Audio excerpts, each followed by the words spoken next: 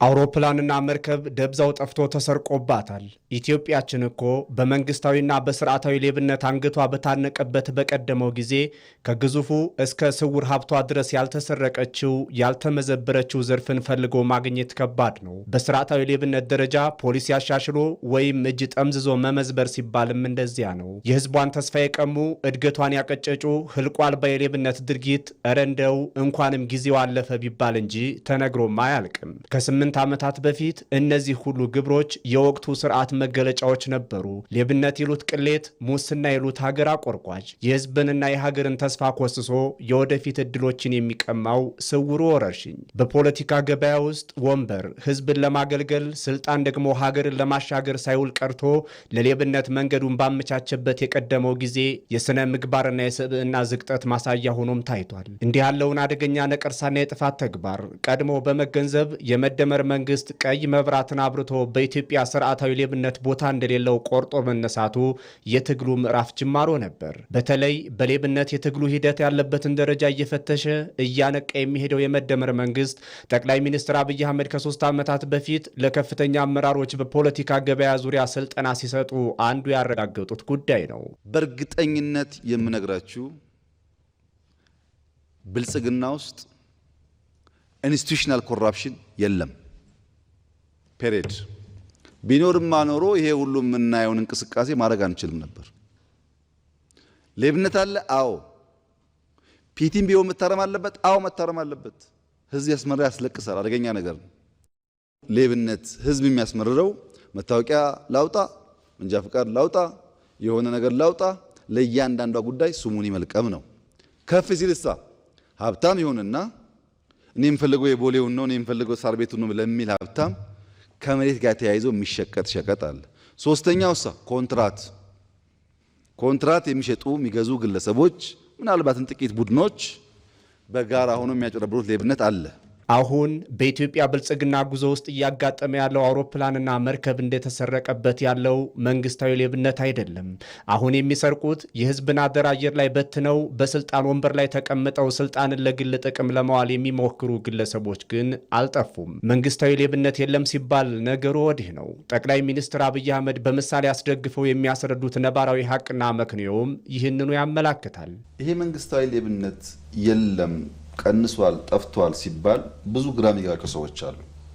አሁንም በእርግጠኝነት የምናገረው ኢትዮጵያ ውስጥ መንግስታዊ ሌብነት የለም። ምን ማለት ነው? አንድ ኩባንያ አሁን ፈጥሬ የብልጽግና ኩባንያ እየፈጥሬ ምንም እንዳልነበረው ታሪክ እንዳልነበረው እየታወቀ ኮንትራት ስጡት፣ ብድር ስጡት፣ ፕሮጀክት ስጡት ብዬ በአንድ ዓመት ቢሊዮነር የማደርገው ኩባንያ የለኝም። አላደርግም እንደሱ። እኔ ከከንቲባ እኔ ከክልል አስተዳደር እኔ ከሚኒስትር ጋር ተነጋግሬ ይሁነኝ ብዬ የምደብቀው ወርቅ የማሸሸው ወርቅ የለም። በመንግስት ደረጃ የተገኘችውን እያንዳንዷን ስሙን የምናውለው የኢትዮጵያ ልማት ነው።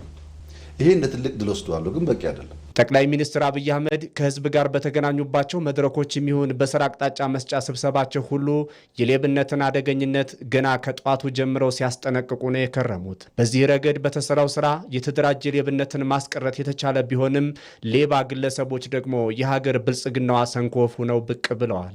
ፍትህ በሌብነት የምትጎሳቆልበት፣ የእውቀትና የጥረት ዋጋ በሽርፍራፊ ሳንቲሞች ለመተካት እንዲሁም የታማኝነት እሴቶችን ለመሸርሸር የሚሞከርበት ነው። በእርግጥ የመደመር መንግስት አሁን የሚታየውን ግለሰባዊ ሌብነት የመቀነስ ግቦች ብሎ ካስቀመጣቸው ጉዳዮች አንዱ በመሆኑ ለማስተካከል ትኩረት የተሰጠው እንጂ እንዳሻው ይሁን ተብሎ የተተወ ጉዳይ አይደለም። ሌብነት መቀነስ፣ መሬት ቸብቻቢው፣ ፍትህ ቸብቻቢው፣ ወርቅ ቸብቻቢው እንዲቀንስና ወደ ሀገር ሀብት እንዲገባ ማድረግ። እንደ ሀገር ዘረፋ ስላቆምን እንዳያችሁት አይነት ስራዎች ተሰርተዋል። ኢንዲቪጁዋል ሌቦች ብንቀንስ ደግሞ የሀብት መልሶ ለሀገር ልማት ይውላል።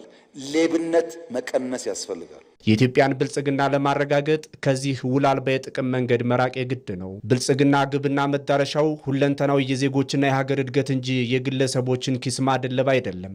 ለዚህ ነው የመደመር መንግስት በሌብነት ላይ የማሳየው ሆደ ሰፊነት የምታገሰው ጥፋት የለኝም ብሎ ተጠያቂነት የማድረግ እርምጃ መውሰድ የጀመረው። ኢትዮጵያ ዛሬ ላይ የደረሰችበትን የልማት ምዕራፍና ያስመዘገበችውን ፈጣን እድገት ስንቃኝ ስርዓታዊ የሆነ ሙስና ቢኖር ኖሮ ይህ ሁሉ የልማት እንቅስቃሴ ከየትስ ይመጣል?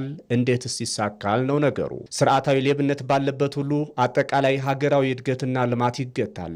መንግስታዊ ሌብነት ቢኖር መሽቶ ሲነጋ ልማት ሳይሆን የተፋዘዘ ወይም ከናካቴው የቆመ ፕሮጀክትና ተስፋ የቆረጠ ድባብ በታየ ነበር። በየአቅጣጫው የሚጀመሩ እየተሰሩና ተጠናቀው የሚታዩ ፕሮጀክቶች አንዱ ሚስጢራቸው በተቋማዊ መልኩ የሚመዘበር ሌብነት በመቅረቱ ነው። በሌብነት አይደለም የሚሳካልን፣ ደክመን ጥረን ግረን ኢትዮጵያን ስንቀይር ነው ችግራችን የሚቀረፈው የሚለው እምነት በከፍተኛ አመራር ደረጃ በስፋት በውይይት በስልጠና የራይ መጋራት ስራ ሰርተናል። በሌላ በኩል መንግስት የወሰዳቸውና እየወሰዳቸው ያሉ የቴክኖሎጂና የአሰራር ማሻሻያዎች ሌብነትን አምርሮ ከመዋጋት የመነጨ ነው። ስርዓታዊ ሌብነት እንዲነግስ የሚፈልግ አካል የዲጂታል አሰራርንና የዲጂታል መታወቂያ ወይም ፋይዳ ስርዓትን አያበለጽግም። እየጠነከረችና እየተለወጠች ባለች ህብረ ብሔራዊት ሀገር መንግስት የሚስተዋሉ ግለሰባዊ የሌብነት ድርጊቶችንና የጥቅም ግጭቶችን ለመከላከል ሁሉንም ህጋዊና አስተዳደራዊ አማራጮችን በመጠቀም ደፋርና ህጋዊ እርምጃዎችን እየወሰደ ይገኛል። እንዲህ ሲሆንም የማይቀረው የኢትዮጵያ ብልጽግና ሁለንተናዊ ተጠቃሚነት ላይ የተመረኮዘ ይሆናል። ይህ ደግሞ መደመርን እንደ ድል፣ ብልጽግናን ደግሞ እንደ ድል አድርጎ የወሰደው የመደመር መንግስት ጀምሮ ከመፈጸም አልሞ ከመጨበጥ የመጣበት መንገዱ ነው።